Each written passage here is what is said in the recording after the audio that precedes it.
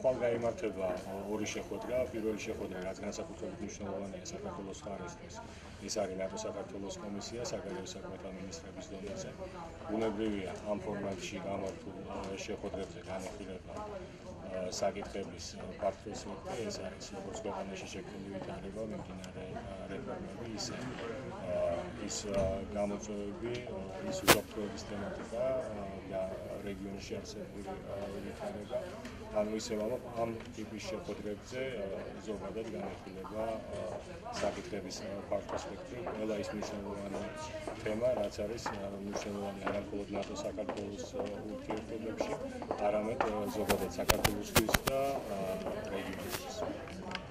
საგარეო საქმეთა მინისტრის ლავროვის განცხადება მე თვითონ არ მომისმენია, მაგრამ იმის მიხედვით, როგორც თქვენ სამკითხვას, შემიძლია მხოლოდ ერთი პასუხი გავცე, რომ საქართველო არასოდეს არ შეეგუება თავისი ტერიტორიული მთლიანობის დარღვევას და იბრძოლებს ყოველთვის იმისთვის, რომ ტერიტორიული მთლიანობა აღდგეს და საქართველოს სუვერენიტეტი იქნას შენარჩუნებული. ოღონდ ეს მოხდება მხოლოდ და მხოლოდ მშვიდობიანი დიპლომატიური მეთოდებით. ამიტომ ეს ასე ვთქვათ ჩვენი წინაპირობა არ არის, ეს არის ჩვენი რწმენა, ეს არის ჩვენი მთავარი ამოცანა და ქვეყნის დეოკუპაცია არის საქართველოს საგარეო პოლიტიკის მთავარი პრიორიტეტი, რომელიც არ შეიცვლება არასოდეს. მიუხედავად ამისა, მაინც არის შესაძლებელი დიალოგი. მე ვფიქრობ და მე დარწმუნებული ვარ, რომ ადრე თუ გვიან ასეთი დიალოგი შედგება. ჩვენ ერთი ფორმატი ასეთი დიალოგისა გვაქვს შენევაში, რომელიც უცვლელად რჩება.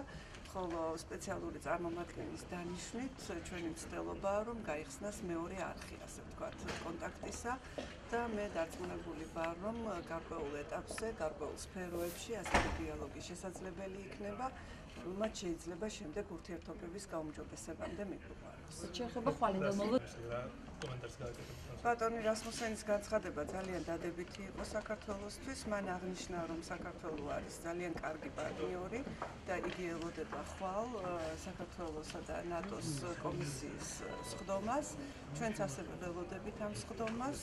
ჩვენ ნამდვილად ძალიან მომზადებულები ჩამოვედით ამ შეხვედრისთვის და გვექნება მოხსენება, რომელშიც ვილაპარაკებთ საქართველოს მიღწევებზე და საქართველოს სამომავლო გეგმებზე, რაც ასევე ძალიან მნიშვნელოვანია. დღეს გქონდა მხოლოდ ორმხრივი შეხვედრები, საუბარი შეეხო არა მხოლოდ ნატოს, არამედ საერთოდ ყველა იმ თემას, რომელიც აქტუალურია ორმხრივ ურთიერთობებში სხვადასხვა ქვეყნებთან.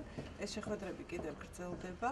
ეს არის ასე ვთქვათ გამოყენება იმ შანსისა, რომ აქ არის ამდენი საგარეო საქმეთა მინისტრი ნატოს ქვეყნებისა და პარტნიორები საქართველოსი და უბრალოდ აი ამ ფორმატში ვცდილობთ, რომ რაც შეიძლება მეტი ქვეყნის საგარეო საქმეთა მინისტრს შევხვდეთ.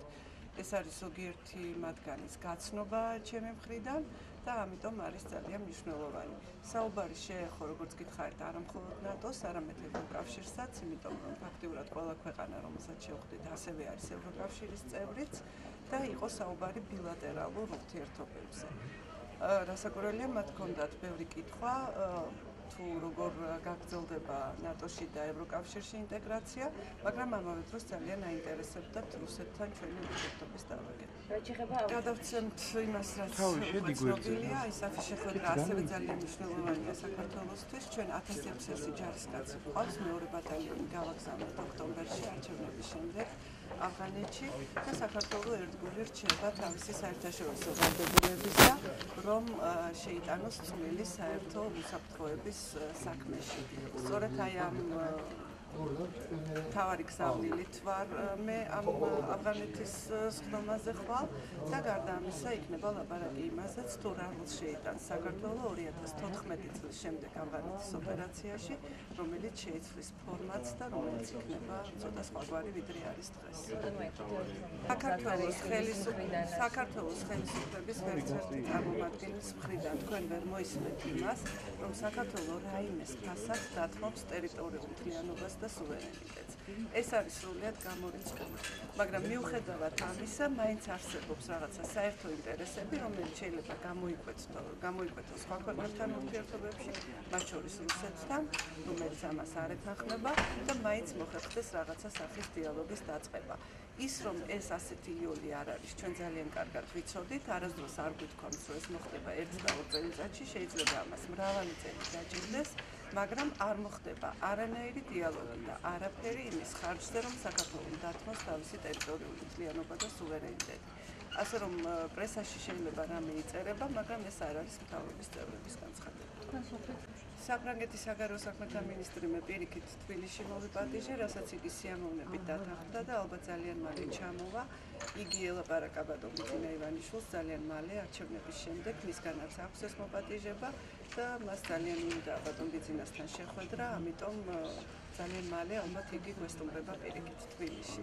ძალიან დიდი ეკონომიკური ინტერესები აქვს საფრანგეთს, აქვს ინვესტიციის განხორციელების ინტერესი, იყო კონკრეტულ პროექტებზე ლაპარაკი და ამ კონკრეტული პროექტების კიდევ უფრო მეტი კონკრეტიკა იქნება მაშინ, როდესაც იგი თბილისს ეწვევა. ინვესტიციები არ მქონია შეხვედრა, თურქეთთან შეხვედრა იქნება ბოლოს დღეს.